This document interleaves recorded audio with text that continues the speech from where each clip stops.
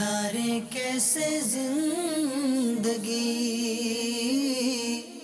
آؤ علماء سے پوچھ لیں، آئے جو مشکل پیش کوئی، آؤ علماء سے پوچھ لیں۔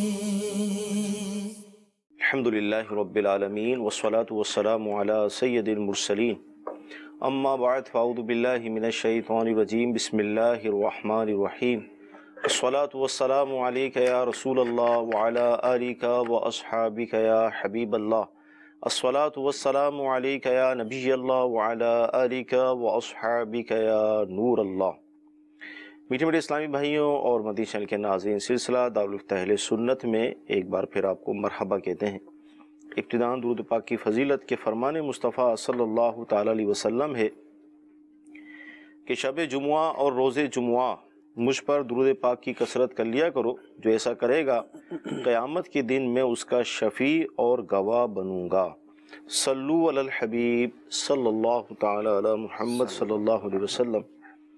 مدنی چینل کے ناظرین، اس سلسلے کی برکت سے ہمارے علم میں اضافہ ہوتا ہے، بہت کچھ سیکھنے کو ملتا ہے، اور آپ کی کالز SMS ہم شامل سلسلہ کرتے ہیں۔ آئیے آپ کی کالز ہم لیتے ہیں۔ ہمیں یہ پوچھنا تھا کہ کسی مسلمان بھائی دکاندار کا کسی مسلمان بھائی کے اوپر قرض ہو تو وہ جب دکاندار اس سے قرض مانگنے جائے تو وہ اس سے لڑ پڑتا ہے، تو اس دکاندار بھائی کو کیا کرنا چاہیے؟ جی حضور، قرض کا مسئلہ ہے، آپس میں لڑائی بھی ہو جاتی ہے۔ الحمدللہ رب العالمین والصلاة والسلام علی سید الانبیاء والمرسلین، اما بعد فاعوذ باللہ من الشیطان الرجیم، بسم اللہ الرحمن الرحیم۔ دیکھیں، یہ جو انہوں نے سوال کیا ہے، جی عمومی طور پر جس شخص نے رقم ادا کرنی ہوتی ہے، یعنی جو مقروض ہوتا ہے، جی ہمارے معاشرے میں عمومی طور پر صورت یہ ہے کہ بالخصوص جیسے انہوں نے کہا کہ دکاندار ہیں، عام صورت یہ ہے کہ رقم وغیرہ موجود ہوتی ہے، صحیح، اس کے باوجود ادائیگی میں ٹال مٹول کی جاتی ہے۔ وہ اسی طرح جو ہے وہ قرض بڑھتا رہتا ہے، بڑھتا رہتا ہے، بڑھتا رہتا ہے۔ جی 2 لاکھ روپے ہو گئے، 4 لاکھ روپے ہو گئے، اب وہ بیچارہ لینے کے لیے جاتا ہے تو اس کو جو ہے وہ 10,000 روپے 20,000 روپے پکڑا دیے جاتے ہیں، اور یوں قرض بڑھتا رہتا ہے۔ تو دیکھیے، جو شخص ایسا ہے جو غنی ہے، جی یعنی ایک شخص نے دوسرے کو کچھ رقم دی یا کچھ مال دیا، اب وہ سامنے والا اس کا مقروض ہو گیا، اب جب یہ شخص لینے کے لیے جاتا ہے، اب وہ سامنے والا جو ٹال مٹول کرتا ہے، جی، اس کے بارے میں یہ فرمایا گیا کہ غنی کا ٹال مٹول کرنا ظلم ہے۔ صحیح، یہ حدیث مبارکہ کا مفہوم ہے کہ جو غنی ہے اس کا ٹال مٹول کرنا ظلم ہے۔ اب یہ سامنے والے کے اوپر ظلم کر رہا ہے۔ صحیح، ایک تو اس سے مال لے لیا، مال کی خریداری کر لی، سامنے والے نے اس پر احسان کیا کہ اس نے اس کو ادھار مال دیا، صحیح، یہ تو اس کا احسان ہے نا سامنے والے کا، کہ اس نے ادھار اس کو مال دیا۔ اب جب یہ لینے کے لیے گیا تو سامنے والا اس سے لڑائی جھگڑا کرنا شروع کر دیتا ہے، تو یہ طریقہ کار غلط ہے۔ ہاں، اگر سامنے والے کے پاس، مقروض کے پاس رقم موجود نہیں ہے تو وہ اپنا عذر پیش کر سکتا ہے کہ میرے پاس رقم موجود نہیں ہے۔ صحیح، اب جو شخص لینے والا ہے، جس نے قرض دیا ہوا ہے، جو قرض خواہ ہے، اس پر اب یہ لازم ہے کہ جب سامنے والے کے پاس نہیں ہے تو اب یہ اس کو مہلت دے، اب اس کا مہلت دینا اس کو واجب ہے۔ صحیح، اور اگر بالفرض اس کے پاس ہیں، اس کو معلوم ہے کہ یہ جان بوجھ کر تاخیر کر رہا ہے، صحیح، تو پھر بھی یہ دلی طور پر جو ہے وہ رنجیدہ نہ ہو، دلی طور پر اس کو جو ہے وہ مہلت دے دے، یا ویسے اس کو کہہ دے کہ چلیں ٹھیک ہے اب بعد میں دے دیجیے گا۔ اگر یہ ایسا کرے گا تو یہ ثواب کا مستحق ہوگا۔ ٹھیک، مگر جو سامنے والا شخص ہے، غنی ہے، جان بوجھ کر ٹال مٹول کرتا ہے، اس کا ٹال مٹول کرنا ظلم ہے۔ صحیح، اور مارکیٹ میں عمومی طور پر جو بات رائج ہے وہ اس سے آگے بڑھ کر بھی ہے۔ وہ کیا ہے؟ مال دیتے رہے، 1 لاکھ کا مال سامنے والے سے لے لیا، جب وہ پیسے لینے کے لیے آیا تو اس کو 30,000 روپے دے دیے، پھر 1,00,000 روپے کا مال لے لیا، جب وہ پیسے لینے کے لیے آیا تو اس کو 40,000 روپے دے دیے۔ اب سامنے والا بیچارہ اپنے پہلے پیسے بچانے کے لیے مزید اس کو مال دیتا رہتا ہے۔ اب نتیجہ کیا ہوتا ہے؟ بڑھتے بڑھتے وہ 10 لاکھ روپے ہو گئے۔ صحیح، اب ظاہر ہے کاروبار میں ایک انسان کی انویسٹ ہوتی ہے، اسی انویسٹ کے اوپر وہ کام کر رہا ہوتا ہے، اسی انویسٹ کا کچھ پرسنٹ پھر اس کو بچ رہا ہوتا ہے۔ اب وہ بیچارے کی انویسٹ ساری کی ساری پھنس جاتی ہے۔ اب جب یہ مطالبہ کرتا ہے کہ بھائی 10 لاکھ روپے ہو گئے اب تو واپس کر دو، صحیح، کہتے ہیں ٹھیک ہے آپ ہر مہینے آ کے مجھ سے 25,000 روپے لے جانا. صحیح. اب یہ ہر مہینے 25,000 روپے لے گا تو اس کے بھی کسی کام کے نہیں. صحیح. یہ کہتا ہے نہیں مجھے اکٹھے پیسے دے دو، کہتا ہے ٹھیک ہے آپ رقم ٹوٹ جاتی ہے. 6 لاکھ روپے لے لیں، پھر آپ 10 لاکھ روپے بنتے ہیں، آپ 6 لاکھ روپے لے لیں اور بات ختم کر دیں. صحیح. اب جب ایسا معاملہ ہوتا ہے تو مارکیٹ والے بیٹھتے ہیں اور مارکیٹ والے بیٹھ کر بھی اسی طرح کا فیصلہ کرتے ہیں. صحیح بات کہ بھائی ٹھیک ہے یا تو 25,000 روپے منتھلی لیتے رہو، اور اگر ایسا نہیں کر سکتے تو آپ 10 لاکھ کے 8 لاکھ کر دو یا 6 لاکھ کر دو. اب یہ بیچارہ بظاہر رضامند لوگوں کو لگ رہا ہے، مگر یہ مجبوری کی بنا پر رضامند ہوا کہ 25,000 روپے لینے سے بہتر یہ ہے کہ میں 5 یا 6 لاکھ روپے لے لوں اور باقی چھوڑ دوں. صحیح. اب اس کا یہ چھوڑ دینا اس کی دل کی رضامندی سے قطعی طور پر نہیں ہے، یہ مجبور ہو گیا، سامنے والے نے اس کو مجبور کر دیا. صحیح. اس نے اگر وہ 5 لاکھ 6 لاکھ روپے لے لیا اور باقی بظاہر کچھ پیسے اس نے چھوڑ بھی دیے ہیں، تو قیامت کے دن اس سے ان پیسوں کا حساب ہوگا. جو مقروض ہے یا جس نے مال خریدا تھا، جو مدیون ہو گیا تھا، اس سے ان پیسوں کا حساب ہوگا. تو طرز عمل یہی ہونا چاہیے، طریقہ کار یہی ہونا چاہیے کہ جب آپ نے کسی سے سودا خریدا ہے، اب وہ آپ سے رقم کا مطالبہ کرتا ہے، اس کو چاہیے کہ رقم کا مطالبہ نرم انداز سے کرے، اور سامنے والے کو بھی چاہیے کہ اگر اس کے پاس نہیں ہے تو وہ معذرت کر سکتا ہے. سامنے والے کو بھی لڑائی جھگڑا نہیں کرنا چاہیے، بس وہ یہی چاہتا ہے کہ کسی طرح یہ واپس چلا جائے. اب وہ لڑائی جھگڑا بھی کرتا ہے، گالم گلوچ بھی کرتا ہے، حالانکہ اس شخص کا اس کے اوپر احسان تھا. اب احسان کا بدلہ وہ گالم گلوچ کر کے دیتا ہے، حالانکہ احسان کا بدلہ یہ تھا. صحیح. قرض کے احسان کا بدلہ یہ ہے کہ قرض اچھے طریقے سے واپس کر دیا جائے. تو یہ طرز عمل نہیں ہونا چاہیے، سامنے والے کو جھگڑنا نہیں چاہیے. اگر نہیں ہے تو بھی اچھے انداز سے گفتگو کرے. اب اگر ہیں تو پھر تو اگر یہ ٹال مٹول کرتا ہے تو اس کا ٹال مٹول کرنا ظلم ہے. مدی چل کے ناظرین، آپ نے قرض کے حوالے سے مفتی صاحب کی گفتگو کو سنا اور پوری صورتیں اس کے بیان کر دی گئیں کہ ظلم کس صورت میں بنے گا، کس صورت میں رعایت دی جائے گی، اور بھی جو اس معاشرے کے اندر رائج صورتیں ان کو بھی بیان کیا گیا. لہذا کوشش کی جائے کہ اگر ہم پر کسی کا آتا ہے تو مرنے سے پہلے ہم اس کو یہ دے دیں. کہیں ایسا نہ ہو کہ دنیا سے رخصت ہو جائیں، موت واقع ہو جائے اور پھر ہم قبر کے اندر اپنے ساتھ یہ قرض والا معاملہ لے جائیں. پھر اس پر وعیدیں بھی ہیں، اور ظاہر ورثہ پہ کیا لازم ہوگا اگر بالفرض یہ صورت بن جاتی ہے کہ ہم کسی کا قرض لے کر ہی چلے گئے، اب کیا ہوگا؟ ہاں دیکھیے، اگر کسی شخص کا انتقال ہو جاتا ہے تو اس کی جو تجہیز و تکفین ہے نارملی انداز سے جو کی جاتی ہے، اس کو غسل وغیرہ دیا جائے گا، اس کو کفن پہنایا جائے گا، دیگر جو اس کے نارملی اخراجات ہیں وہ اخراجات کرنے کے بعد سب سے پہلا حق جو میت کے مال کے ساتھ متعلق ہوتا ہے وہ قرض کا ہے.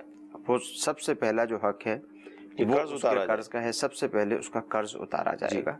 تو اگر ایسی کیفیت پیدا ہو جاتی ہے، ایسی صورت ہوتی ہے، کسی شخص کا انتقال ہو گیا، اب وہ مقروض تھا. صحیح. اب ہمارے ہاں بعض اوقات بلکہ اکثر ہی ایسا ہی ہوتا ہے کہ جب جنازہ رکھا جاتا ہے تو وہاں پر ایک اعلان کر دیا جاتا ہے. جو میت کے ورثاء ہیں وہ اعلان وغیرہ بھی کرتے ہیں. صحیح.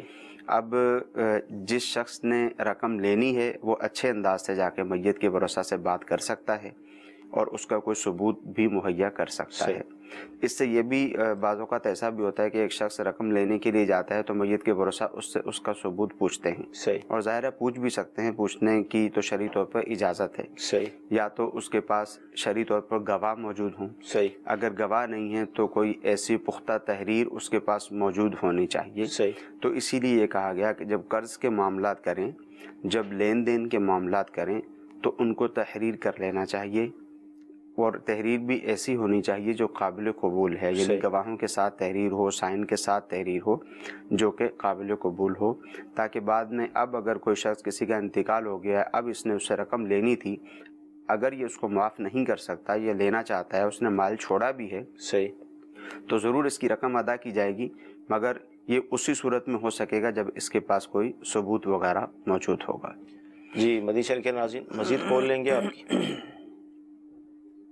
سوال آپ سے یہ تھا کہ ہمارے گھر میں ہم نے کالی ایک کام پہ رکھی ہوئی ہے، وہ ہمارے کپڑے جو وہ دھوتی ہے، تو سم ٹائم کپڑے پلیت ناپاک بھی ہو جاتے ہیں، تو کیا وہ دھوئے گی تو وہ پاک ہو جائیں گے؟ کیا اس سے ہماری نماز ہو جائے گی؟ آپ ہماری رہنمائی فرما دیجیے.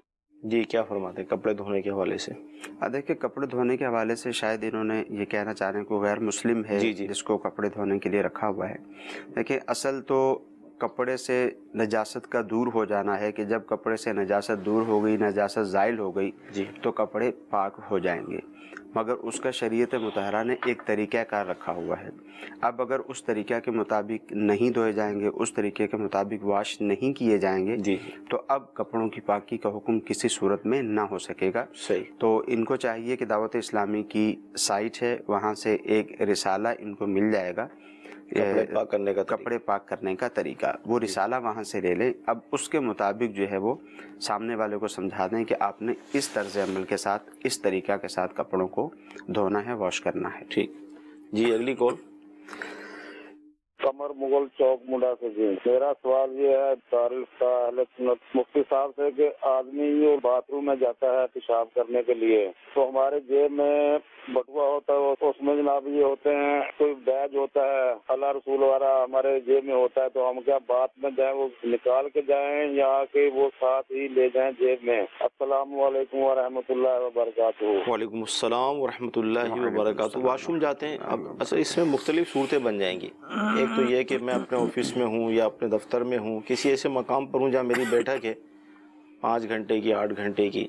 پھر سفر کے معاملات ہیں کہ سفر میں آدمی چلتا ہے، لمبا سفر ہے تو واش روم بھی اگر حاجت پڑتی ہے تو ہماری چیزوں میں اس طرح کی مقدس چیزیں ہیں، آیت قرآنی یا جو بھی، تو ہم کیا کریں؟ مطلب ڈائریکٹ واش روم میں چلے جائیں، کسی کو دے کر جائیں؟ دیکھیں اس میں فقہاء کرام نے جو طریقہ کار بتایا ہے وہ یہ ہے کہ اگر اس طرح کی چیزیں کسی چیز کے اندر بند ہیں، پلاسٹک کوٹنگ وغیرہ کی ہوئی ہے یا کسی دوسری چیز کے اندر بند کر کے اپنے پاس رکھی ہوئی ہیں تو اب تو لے جانے کی اجازت ہے. جیسے تعویذ پہنا ہوتا ہے وہ پلاسٹک کوٹنگ کی ہوتی ہے، چمڑے کے اندر رکھا ہوا ہوتا ہے، تو اب اس کو پہن کے جانے کی شرعی طور پر اجازت ہوتی ہے. اور اب ویسے سامنے کوئی بیج لٹکا ہوا ہے، اس پر کوئی حدیث مبارکہ لکھی ہوئی ہے یا کوئی اور مقدس کلمات لکھے ہوئے ہیں، یا اسی طرح جیب کے اندر ایسی کوئی چیز موجود ہے جس پہ کلمات طیبات لکھے ہوئے ہیں، تو اب اس کو یوں لے جانے کی اجازت نہیں ہوگی کیونکہ یہ بے ادبی شمار ہوتا ہے. صحیح. اب جو دوسری بات آپ نے کی احتیاط کے حوالے سے کہ جب ایک انسان ایک جگہ پر موجود ہے 5 گھنٹے 4 گھنٹے وہ وہیں پر رہے گا، وہیں اس کو واش روم میں جانے کی حاجت محسوس ہوتی ہے تو اس کو چاہیے کہ اپنی اشیاء نکال کے باہر رکھ دے. صحیح. ادب کا تقاضا بھی یہی ہے. صحیح.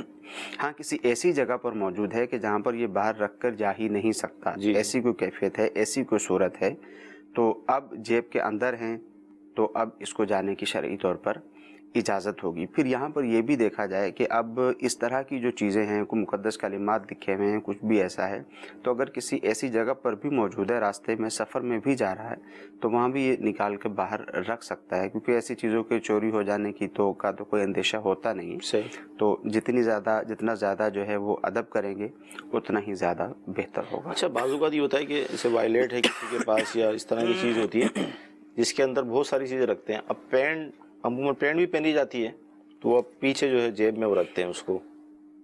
دیکھیے یہ تو ادب کے تقاضوں کے بالکل خلاف ہی ہے. جی. کہ آپ نے اپنے والیٹ کے اندر مثال کے طور پر سورہ یاسین رکھی ہوئی ہے. صحیح. یا چاروں کل کا ایک آپ کو جو ہے وہ پمفلٹ ملا ہے وہ آپ نے رکھا ہوا ہے، کارڈ ملا ہے وہ آپ نے رکھا ہوا ہے برکت کے لیے، اور اب آپ نے اس کو پینٹ کی جیب میں ڈال لیا، تو یہ ضرور ادب کے تقاضوں کے خلاف ہے، ایسا نہیں کرنا چاہیے. جی اگلی کال لیں گے. سوال یہ ہے کہ کہتے ہیں نا غوث پاک نے بچہ زندہ کیا تھا، کیا ان کی کرامت یہ صحیح ہے یا غلط ہے؟ حضور غوث اعظم رضی اللہ تعالیٰ نے بچے کو زندہ فرمایا، تو یہ کرامت مطلب ہے ثابت ہے؟ جی بالکل، کتب میں اس کرامت کا ذکر موجود ہے کہ حضور غوث پاک رضی اللہ تعالی عنہ نے اس بچے کو زندہ کیا تھا. اس کے علاوہ اور بھی دیگر واقعات جی حضور سیدنا غوث اعظم رضی اللہ تعالی عنہ کی طرف منسوب ہیں. صحیح. اور وہ معتبر کتب میں موجود بھی ہیں. بس یہاں پہ ایک عمومی طور پر ایک شبہ پیدا ہوتا ہے، اور وہ سبھی کے ذہنوں میں ایک شبہ پیدا ہوتا ہے کہ زندہ کرنا، زندگی دینا یا موت دینا یہ تو اللہ تعالیٰ کا کام ہے. صحیح. تو کسی شخص کی طرف اس کو کیسے منسوب کیا جا سکتا ہے؟ تو دیکھیں ہم نے شریعت پر چلنا ہے، صحیح، اور یہ جو بات ہمارے ذہن میں آتی ہے کہ مارتا بھی اللہ تعالیٰ ہی ہے اور زندہ بھی اللہ تعالیٰ ہی کرتا ہے، زندگی بھی اللہ تعالیٰ ہی دیتا بے ہے، شک، یہ بھی ایک شریعت کی بات ہی ہے۔ صحیح، مگر اس کے ساتھ ساتھ اگر ہم شریعت کی بات کو ہی لیتے ہیں، ہم قرآن مجید فرقان حمید اگر ہم پڑھیں گے تو اس میں حضرت سیدنا عیسیٰ علی نبینا علیہ الصلاۃ والسلام کا ذکر ہمیں ملے گا، جس میں آپ نے یہ ارشاد فرمایا کہ میں اللہ تعالیٰ کے اذن سے مردوں کو زندہ کرتا ہوں۔ صحیح، تو جس طرح حضور غوث پاک رضی اللہ تعالیٰ عنہ اللہ تعالیٰ کے بندے ہیں، بے شک یہ ولی ہیں اور نبی کا درجہ ولی سے بڑا ہوتا ہے، مگر بندہ ہونے میں، اللہ تعالیٰ کی مخلوق ہونے میں حضور سیدنا غوث اعظم رضی اللہ تعالیٰ عنہ بھی اللہ تعالیٰ کے بندے ہیں، حضرت عیسیٰ علی نبینا علیہ الصلاۃ والسلام بھی اللہ تعالیٰ کے بندے ہیں۔ بے شک، تو اللہ تعالیٰ نے اپنے بندوں کو اس بات کی طاقت اور قوت عطا فرمائی ہوتی ہے، اسی لیے عیسیٰ علیہ السلام نے فرمایا کہ میں اللہ تعالیٰ کی اجازت سے مردوں کو زندہ کرتا ہوں، صحیح، اور اسی طرح دیگر اولیاء کرام کے ساتھ بھی ہے۔ تو یہ جو مردوں کو زندہ کرنا ہے یہ اللہ تعالیٰ کی اجازت سے ہی ہوتا ہے، صحیح، اور جب اللہ تعالیٰ کسی کو کسی کام کی اجازت دے تو پھر میں اور آپ اس کے اوپر کسی طرح کا کوئی کلام، کوئی تبصرہ نہیں کر سکتے۔ صحیح، اور یہ جو بات ہے جو قرآن مجید فرقان حمید میں صاف اور واضح الفاظ میں موجود ہے، صحیح، حضرت سیدنا عیسیٰ علی نبینا علیہ الصلاۃ والسلام کی۔ ٹھیک جی، اگلی کال لیں گے۔ عبد الوحید اتاری، داڑھی یا بالوں پر سیاہ مہندی یعنی کلف وغیرہ لگانا کیسا ہے؟ جی، داڑھی شریف پر یا بالوں پر، سر کے بالوں پر کالا کلر لگانا کیسا؟ دیکھیے سیاہ کلر لگانے کی تو اجازت نہیں ہے، صحیح، اب چاہے وہ کالی مہندی ہو چاہے کوئی کالا کلر ہو، اس کی تو اجازت نہیں ہے۔ صحیح، اس کے علاوہ جو دوسرے کلرز وغیرہ ہیں، نارمل سا ایک براؤن کلر جیسے ہوتا ہے وہ لگا سکتے ہیں۔ بعض اوقات یہ ہوتا ہے کہ اب جیسے نوجوان طبقہ ہے ہمارے اس معاشرے کا، وہ ابھی تو شادی بھی نہیں ہوئی ہے، ابھی سے بال سفید ہونا شروع ہو گئے ہیں، کہ نزلے کی وجہ سے ہوئے ہیں، فلاں چیز کی وجہ سے ہوئے ہیں، تو اب یعنی یوں اس طرح کی باتیں کر وہ اپنے بالوں کو کالا کرتے ہیں، تو کیا یہ باتیں مطلب قابل قبول ہوں گی؟ وہ اپنی جگہ پر ہے۔ بعض اوقات ایسا ہوتا ہے صحیح، کہ اس عمر میں بال سفید ہو جاتے ہیں جس عمر میں عام طور پر نہیں ہوتے، مگر شریعت کا حکم جو ہے وہ مطلق ہے صحیح، کہ مرد و عورت دونوں کو ہی اس بات کی اجازت نہیں ہے کہ وہ اپنے بالوں پر کالی مہندی یا کالا کلر لگائیں۔ صحیح، اب اس کا حل بھی موجود ہے، صحیح، جیسے وقت سے پہلے اگر بال سفید ہو جاتے ہیں تو اس کا حل بھی موجود ہے، صحیح، براؤن کلر لگایا جا سکتا ہے، دیگر کلرز وغیرہ ملتے ہیں وہ لگائے جا سکتے ہیں، بلیک لگانے کی اجازت نہیں ہے، حدیث مبارکہ میں خاص طور پر اس سے منع فرمایا گیا ہے۔ ٹھیک، کچھ SMS بھی ہم شامل سلسلہ کرتے ہیں۔ کیا طالب علم اپنے تمام اساتذہ کو نیاز کا کھانا کھلا سکتے ہیں؟ یہ تحفہ تو نہیں ہے جو ایک رشوت والی صورت بنتی ہے؟ دیکھیں عمومی طور پر ایسا نہیں ہوتا ہے، بالخصوص جو ہے وہ کسی کی یوں دعوت نہیں کی جاتی ہے۔ جب نیاز کا اہتمام ہوتا ہے تو اس میں اساتذہ کو بھی بلایا ہوتا ہے، صحیح، گھر کے دیگر جو ہے وہ رشتہ دار بھی آتے ہیں، دوست احباب بھی آتے ہیں، تو اس میں شرعی طور پہ کوئی حرج نہیں ہے۔ سب بچہ چھوٹا ہے 4 سال کا، تو وہ کسی قاری صاحب سے قرآن مجید پڑھ سکتے ہیں؟ یعنی کوئی اس میں گناہ تو نہیں ہے؟ چھوٹا بچہ ہے، یعنی شاید ہو سکتا ہے ان کے ذہن میں ہو کہ چھوٹا بچہ ہے تو وہ بے ادبی بھی کرے گا، سپارہ وغیرہ جو بھی سے ہمارا مدنی قاعدہ ہے اس کے ہاتھ میں ہوگا تو وہ گرے گا بھی، اسے کھیلے گا بھی، یا ہو سکتا ہے ان کے ذہن میں کوئی اور بات بھی ہو۔ دیکھیں بظاہر تو ایسی کوئی بات نظر نہیں آتی جی کہ 4 سال کا بچہ ہے اور 4 سال کے بچے کو عام طور پر پڑھایا بھی جاتا ہے، کوئی حرج نہیں ہے کہ قاری صاحب سے وہ پڑھتا ہے۔ ہاں یہ ہے کہ تھوڑا سا احتیاط کر لی جائے، بچے کے ہاتھ میں یوں نہ دیا جائے، پاس بٹھا کر ان کو جو ہے وہ قاعدہ وغیرہ دے دیا جائے اور پھر اس کے ہاتھ میں نہ دیا جائے، جب وہ پڑھ لے تو پڑھنے کے بعد اس سے لے کے رکھ لیا جائے تاکہ بے ادبی وغیرہ نہ ہو۔ اب بچہ ہے، اس سے اگر گر بھی جاتا ہے تو ظاہر ہے اس کے اوپر تو شریعت لاگو نہیں ہوتی، صحیح، تو بہرحال پھر بھی جب اس نے پڑھ لیا پھر اس سے لے لیا جائے۔ صحیح۔ جناب میرا سوال ہے کہ باہر گلی میں کناتے لگا کے اور لوڈ اسپیکر لگا کے لیڈیز کی میلاد کرانا شرعی طور پہ جائز ہے؟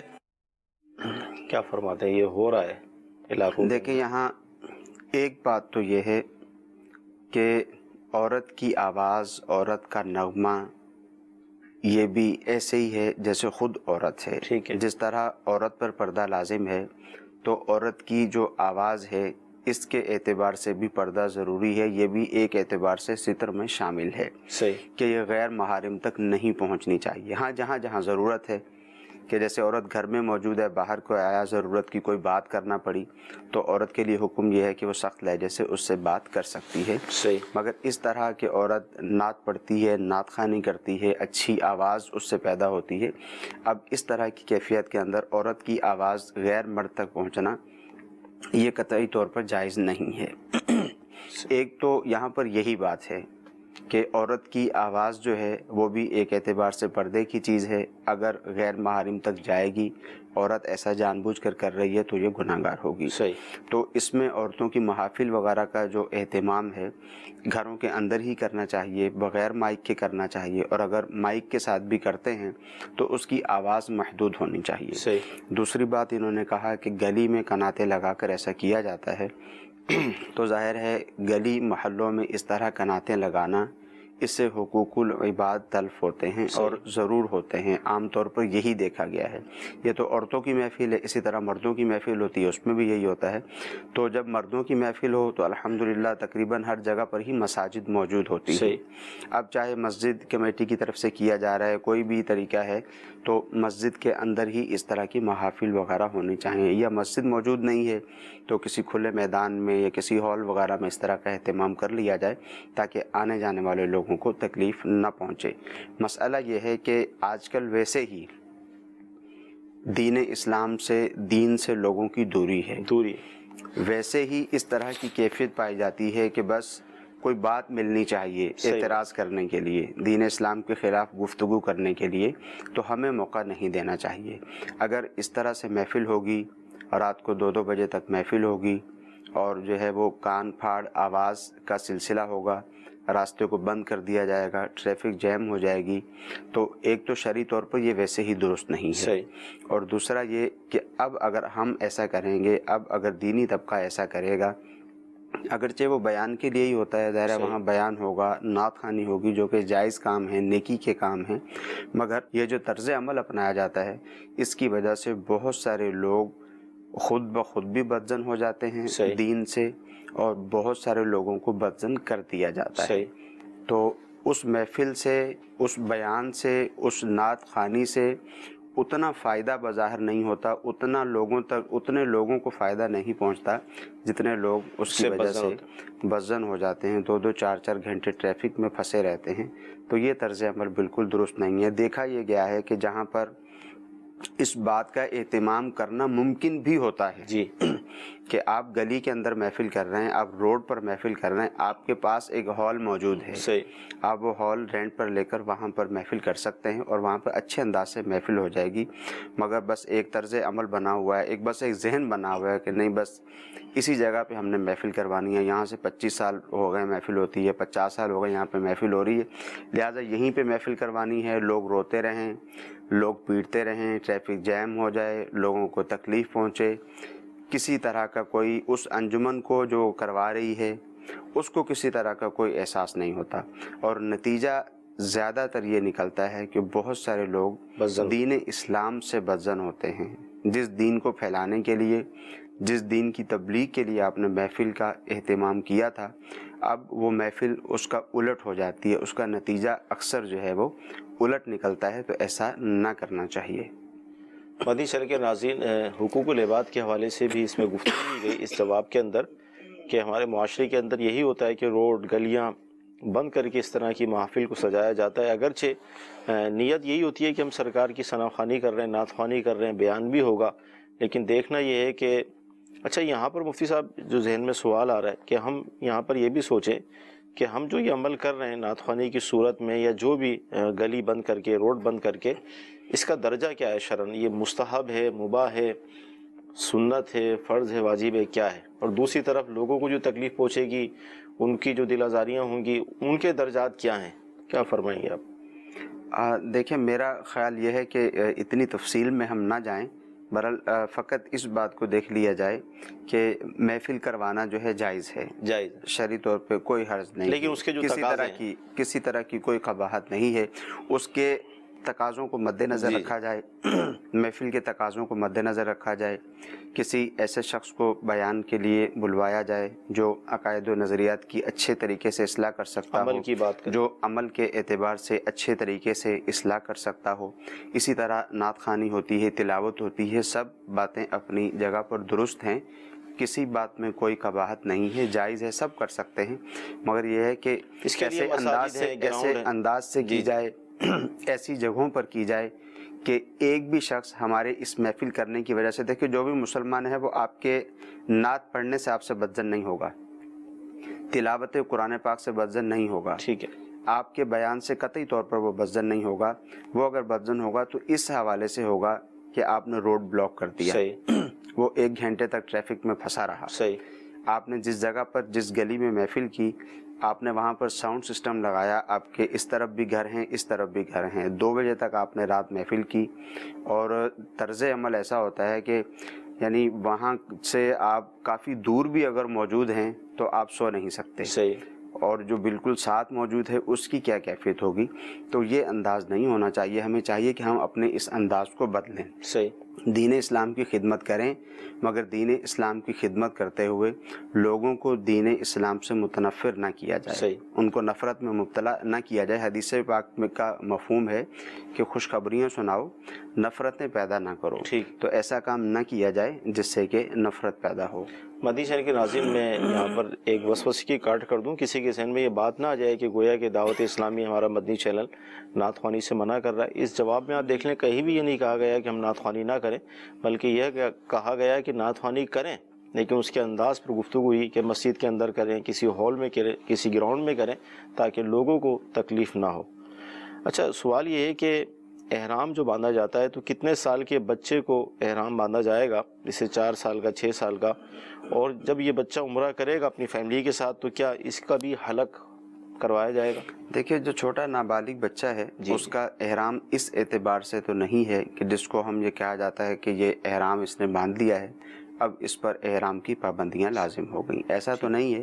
ٹھیک ہے، اگر وہ بچہ ایسا ہے کہ اس کو احرام کی 2 چادریں جیسے پہنائی جاتی ہیں وہ پہنائی جا سکتی ہیں تو ٹھیک ہے، اس کو پہنا سکتے ہیں، اس میں شرعی طور پہ کوئی حرج نہیں ہے، مگر یہ ہے کہ احرام کی جو پابندیاں وغیرہ ہیں وہ اس کے اوپر لازم نہیں ہوں گی۔ ٹھیک ہے، وہ طواف بھی کرے گا، وہ صحیح بھی کرے گا، اس کو حلق بھی کیا جائے، نماز جیسے وہ ادا کر پاتا ہے اس طرح سے نماز کی ادائیگی بھی کرے۔ ٹھیک، میرا کمپیوٹر ہے کہ میں گانے وغیرہ بھرتا ہوں، کارڈ وغیرہ، تو جائز ہے کہ ناجائز ہے؟ ویسے تو ان کو اپنے سوال کا جواب خود ہی معلوم ہوگا جی، کہ انہوں نے یہ کہا ہے کہ میرے پاس کمپیوٹر ہے جی اور کارڈ وغیرہ جو ہے وہ لوگ میرے پاس لے کے آتے ہیں، میموری کارڈ، اور اس میں لوگوں کو گانے بھر کے دیتا ہوں، تو ظاہر ہے ان کو خود ہی یہ بات معلوم ہوگی، ہر مسلمان کو ہی پتہ ہوتی ہے کہ یہ کام شرعی طور پہ جائز نہیں ہے۔ ایک تو ہے میموری کارڈ فروخت کرنا، وہ خالی میموری کارڈ ہے بیچ رہے ہیں، وہ فروخت کرنا اس کی ایک علیحدہ حیثیت ہے، اور پھر اگر کوئی شخص میموری کارڈ لے کر آتا ہے اس کو گانے بھر کر دینا، یا میموری کارڈ ہی ایسا اپنے پاس رکھا ہوا ہے جس میں اپنے گانے وغیرہ بھرے ہوئے ہیں، سامنے والا لینے کے لیے بھی آتا ہے، وہ کہتا ہے کہ مجھے گانوں والا میموری کارڈ دے دو، آپ اس کو دیتے ہیں، تو یہ ضرور گناہ کے اندر معاونت ہے، گناہ کرنے میں، تو یہ ضرور گناہ ہے، گناہ کے کام میں مدد کرنا بھی گناہ ہے۔ ہاں، جو میموری کارڈ آپ نے بیچا ہے، جو میموری کارڈ کی جتنی رقم بنتی ہے وہ رقم لینا بھی جائز ہے۔ اس کے اوپر جو گانے وغیرہ بھر کے دیتے ہیں، جیسے کوئی شخص میموری کارڈ لے کر آیا، آپ نے اس کو گانے بھر کے دیے، اس کی جو رقم آپ نے لی وہ رقم بھی آپ نہیں لے سکتے، رقم اگر آپ نے لی ہے تو اس رقم کو صدقہ کرنا ضروری ہے۔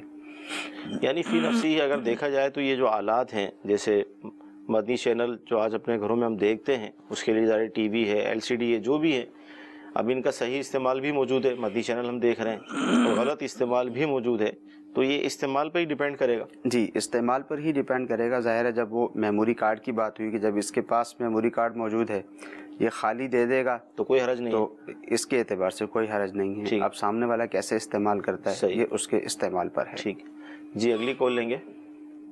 اعلیٰ حضرت امام اہل سنت نے فتاوی رضویہ شریف کے اندر کسی جگہ پہ یہ لکھا ہے کہ عورتوں کو سورۃ یوسف کی تفسیر نہیں پڑھنی چاہیے؟ جی، اعلیٰ حضرت کے حوالے سے یہ منسوب ہے کہ آپ فرماتے ہیں کہ سورہ یوسف کی تفسیر عورتوں کو نہ پڑھائی جائے۔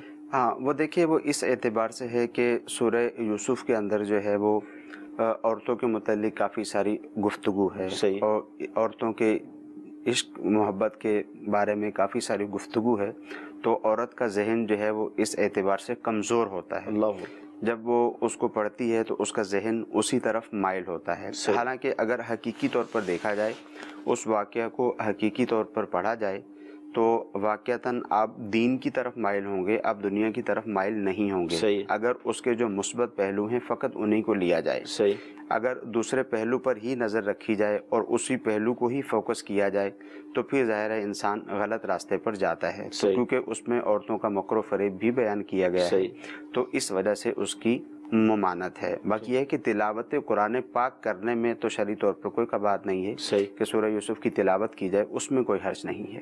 یعنی اس سے اندازہ لگا لیں کہ اعلیٰ حضرت رحمۃ اللہ تعالی علیہ نے سورہ یوسف کی تفسیر کے حوالے سے جو منع فرمایا، تو فی زمانہ اپنی بچیوں کو موبائل دینا اور اس طرح کی سہولت دینا، گھر میں ایسی سہولت فراہم کرنا کہ وہ ہر طرح کا چینل دیکھیں، یہ کتنا نقصان دہ ہوگا، کتنا تباہ کن ہوگا، اور آئے دن اس طرح کے واقعات جو ہے وہ رونما ہوتے ہیں، آتے رہتے ہیں۔ تو لہذا قرآن مجید کے ایک سورت کے حوالے سے کہا گیا کہ سورہ یوسف کی جگہ سورہ نور کا تذکرہ آیا کہ سورہ نور کی تفسیر کا کہا جائے، تو اس میں بھی ہمارے لیے بہت کچھ سیکھنے کو ہے۔ جی اگلی کال لیں گے۔